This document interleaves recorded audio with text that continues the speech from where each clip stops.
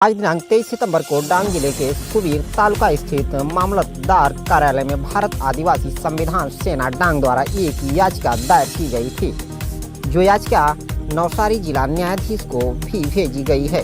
हालांकि 3 तालुका के भीतर स्थित अदालतें हैं। जेईएमसी कोर्ट सुबीर में चल रहा है।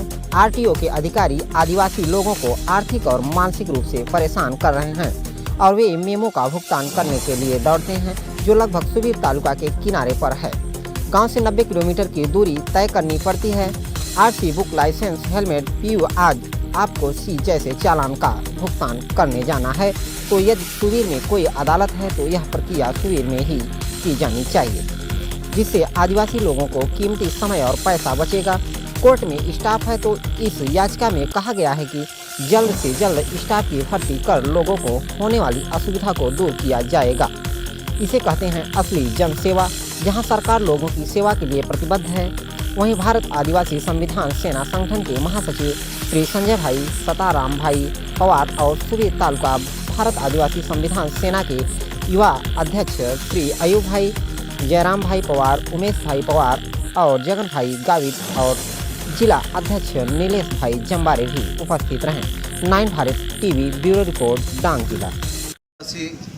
आज रोज तारीख 23/9/2024 रोज अमे सुबीर मामलतदार साहेब श्री ने आवेदनपत्र आप्યું છે એ ડિસ્ટ્રિક્ટ જજ સાહેબ નવસારી ને અમે સંબોધીને અમે અહીંથી આવેદનપત્ર આપીએ છીએ કે વિષયમાં અમારા સુબીર તાલુકાના અંદર 92 ગામો સમાવેશ થાય છે અને 92 ગામો સમાવેશ થાય છે, સાથે સાથે 100% આદિવાસી વિસ્તાર ધરાવે છે।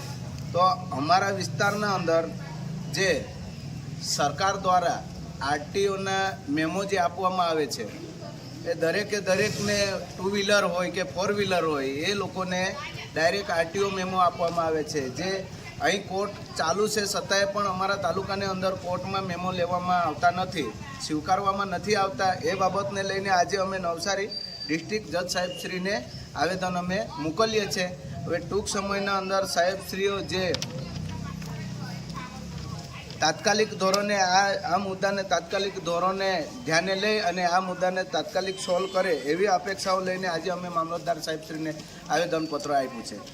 જ્યારે એ 30 દિવસના અંદર આ આવેદનના જવાબ અમને પૂરતો નહીં મળશે ત્યારે ઉગ્ર આંદોલન થશે, એની તમામ જવાબદારી સરકારી તંત્રની રહેશે। જય જોહાર, જય આદિવાસી।